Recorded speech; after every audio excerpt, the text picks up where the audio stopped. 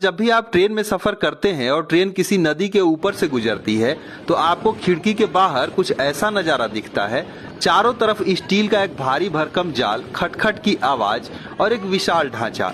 अब जरा सोचिए कि हमारी देश की सड़कों के लिए, हाईवे के लिए बड़े बड़े कंक्रीट के ब्रिज बनाए जाते हैं जो बिल्कुल प्लेन होते हैं।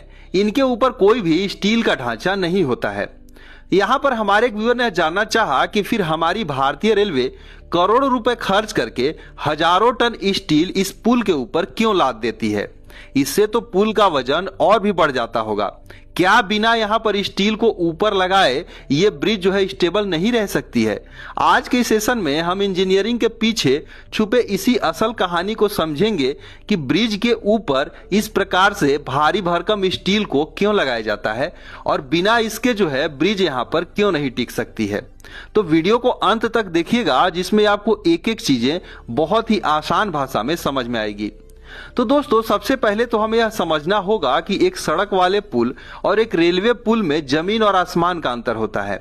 जब एक रोड पर गाड़ियां जो है चलती हैं और वहां पर ब्रिज आता है तो एक कार का वजन 1 से 2 टन तक होता है और बड़े ट्रक का वजन 20 से 40 टन तक होता है। वो भी वजन पूरे पुल पर फैल कर चलता है। लेकिन जब एक मालगाड़ी जिसमें कि वैग 12 जैसा शक्तिशाली लोकोमोटिव लगा हो के पीछे 60 डब्बे भरे हो और वो जब पुल पर से गुजरती है तो उसका कुल वजन 5000 से 6000 टन तक हो सकता है और यह पूरा वजन एक पतली सी पटरी के जरिए सीधे पुल के एक छोटे हिस्से पर पड़ता है।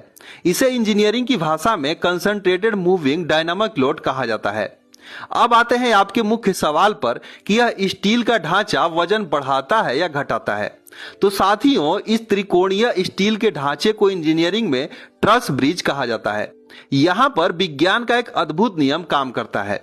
जब ट्रेन पटरी पर आती है तो पुल के नीचे वाले हिस्से, जिसे कि डेक कहा जाता है, पर बहुत ज्यादा दबाव पड़ता है, जिससे पुल जो है नीचे की तरफ झुकता है, जिसे कि बेंडिंग या फिर सैगिंग कहते हैं। जैसे ही हम ऊपर यह त्रिकोणीय स्टील का जाल बना देते हैं तो ट्रेन का नीचे दबने वाला पूरा वजन इन स्टील के बीम्स के जरिए आपस में बढ़ जाता है और पुल के दोनों किनारों के खंभों की तरफ ट्रांसफर हो जाता है।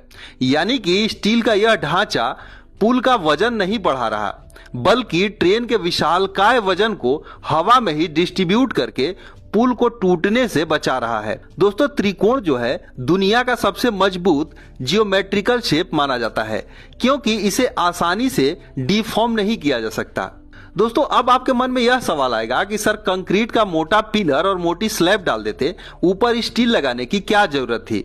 तो साथियों, अगर हम इतनी भारी ट्रेन के लिए सिर्फ कंक्रीट का पुल बनाएंगे तो कंक्रीट को बहुत ज्यादा मोटा और भारी करना पड़ेगा और कंक्रीट का खुद का वजन इतना ज्यादा हो जाएगा कि पुल अपनी ही भारी भरकम कंक्रीट की वजह से ढह जाएगी। दूसरी बात आता है स्पैन का।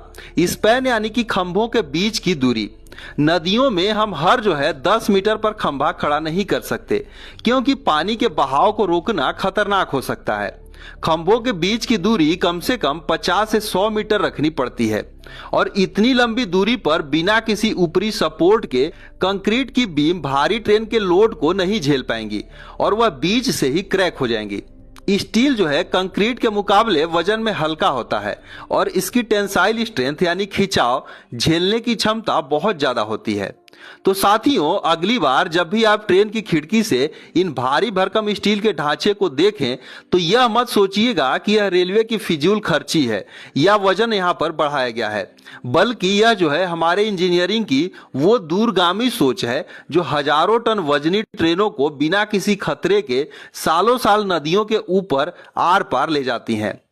दोस्तों, यहाँ पर आपके मन में यह सवाल आ रहा होगा कि बहुत सारे ऐसे ब्रिज हैं जिनके ऊपर इस तरह के जो ढांचे हैं ऊपर स्टील के वह नहीं बनाए जाते, या फिर कुछ कंक्रीट ब्रिज भी होते हैं जिनके ऊपर भी नहीं होते हैं, तो वहां पर भारी भरकम ट्रेनें कैसे चलती हैं। तो इस क्वेश्चन का आंसर हम अगले वीडियो में समझेंगे कि फिर यहाँ पर भारतीय रेलवे ऐसा क्यों करती है और इस तरीके के बिना जो ऊपर स्टील के ब्रिज लगाए गए हैं बिना लगाए हुए कैसे बनाए जाते हैं। तो दोस्तों, यह जानकारी आपको कैसी लगी कॉमेंट बॉक्स में जरूर बताइएगा। वीडियो पसंद आई है तो लाइक और शेयर जरूर कीजिएगा और चैनल पर नए हैं तो चैनल को जरूर सब्सक्राइब कर लीजिएगा। तो मिलते हैं एक दूसरे वीडियो में, तब तक के लिए धन्यवाद।